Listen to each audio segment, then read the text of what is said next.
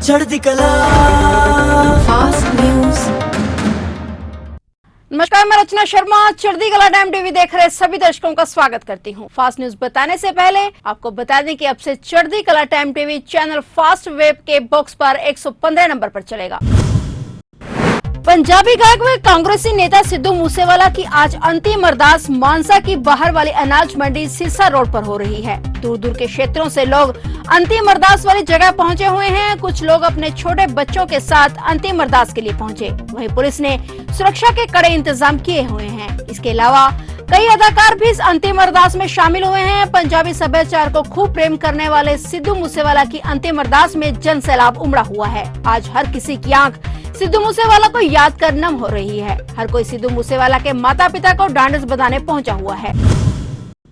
ज्ञानवापी मस्जिद परिसर का सर्वे करने के आदेश देने वाले सिविल जज रवि दिवाकर को धमकी मिली है। इसकी जानकारी मिलते ही वाराणसी पुलिस ने सिविल जज के साथ जिला जज AK विश्वेशा की सुरक्षा बढ़ा दी है। पुलिस के मुताबिक सिविल जज रवि कुमार दिवाकर की सुरक्षा में 9 पुलिसकर्मी तैनात रहेंगे। वहीं वाराणसी जिला जज की सुरक्षा का जिम्मा 10 पुलिसकर्मियों पर रहेगा। दोनों जजों की सुरक्षा बढ़ाने का आदेश वाराणसी के पुलिस कमिश्नर सतीश गणेश ने दिया है। बता दें कि उन्हें इस्लामिक आगाज मूवमेंट की ओर से यह धमकी रजिस्टर्ड डाक से भेजी गई है, जिसके बाद जज ने अपर मुख्य सचिव गृह को लेटर लिखकर कार्रवाई की मांग की है। इससे पहले भी जज रवि दिवाकर को धमकी मिल चुकी है। जांच के लिए दिल्ली की एजेंसियों से भी संपर्क होगा।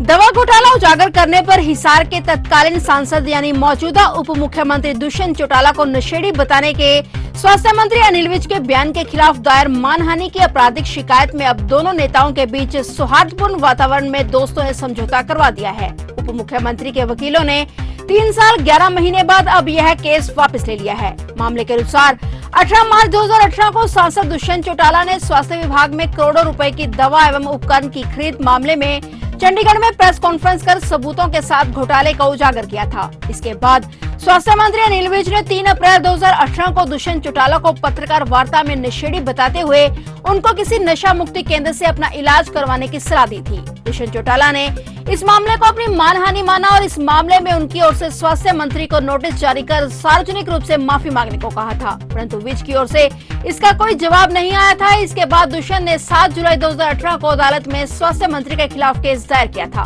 मामला दायर करने के करीब 15 माह बाद ही दुष्यंत चौटाला भाजपा जजपा सरकार में उप मुख्यमंत्री बन गए और अनिल विज स्वास्थ्य मंत्री के साथ साथ गृह मंत्री भी बन गए थे। लेकिन अब दोनों पक्षों के बीच समझौता होने के बारे में अपने बयान दर्ज करवाए गए हैं। इसके बाद अदालत ने यह केस खारिज कर दिया है।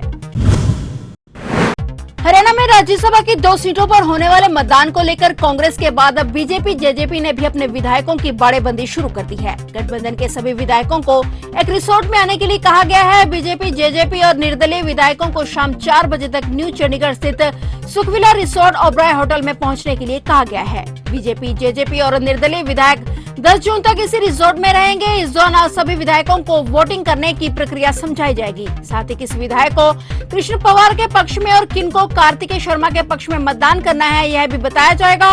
मुख्यमंत्री मनोहर लाल खट्टर, उप मुख्यमंत्री दुष्यंत चौटाला, पार्टी प्रभारी विनोद तावड़े और प्रदेश अध्यक्ष ओम प्रकाश धनखड़ समेत चुनाव के लिए पर्यवेक्षक लगाए गए हैं। केंद्रीय मंत्री गजेंद्र शेखावत भी होटल में मौजूद रहेंगे। बता दें कि हरियाणा में 10 जून को 2 राज्यसभा सीटों के लिए मतदान होना है। हरियाणा की कुल 5 राज्यसभा सीटों में से 2 सीटें और 1 अगस्त को खाली हो जाएंगी।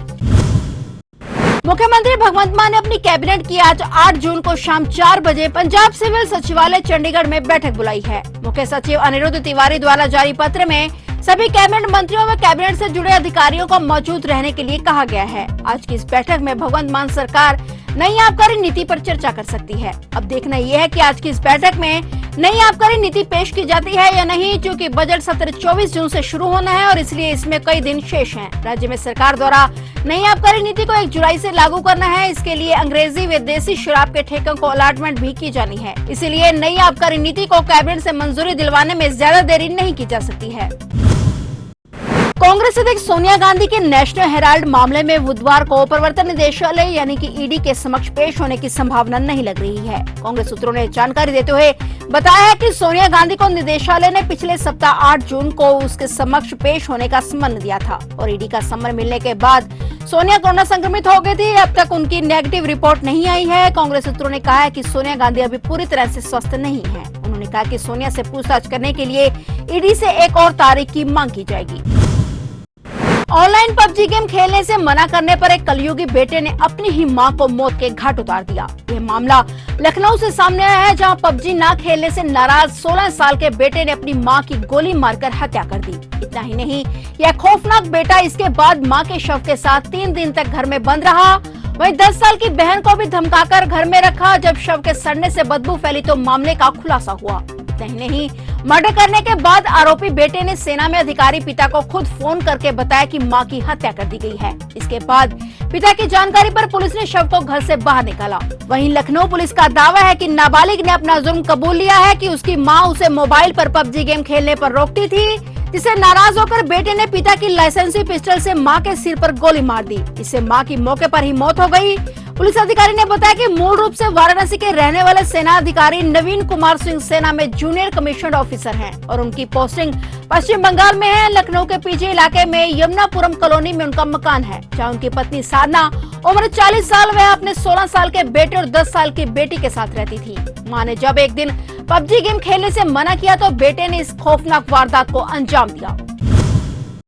AIM प्रमुख असदुद्दीन ओवैसी ने एक बार फिर से पीएम मोदी पर निशाना साधा है। इस बार उन्होंने पैगंबर मोहम्मद पर विवादित टिप्पणी के मामले में सरकार को घेरा है। ओवैसी ने कहा कि नुपुर शर्मा और नवीन जिंदल पर एक्शन तब लिया गया जब मुस्लिम देशों ने आपत्ति जताई, लेकिन जब देश के मुसलमान अपनी आवाज उठा रहे थे तब कोई कार्रवाई नहीं की गई।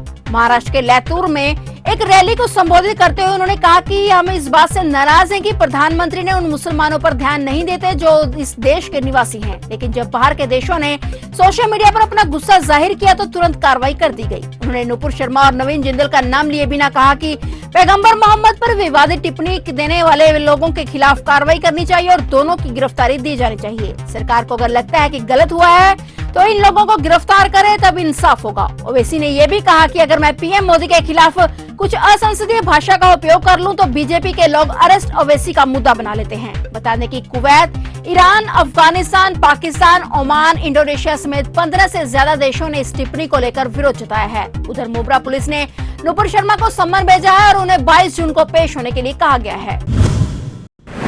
फिलहाल फास्ट न्यूज में इतना ही और नए समाचारों के साथ फिर से हाजिर होंगे। तब तक के लिए देखते रहिए चढ़ती कला टाइम टीवी और अब मुझे दीजिए इजाजत। धन्यवाद। चढ़ती कला फास्ट न्यूज।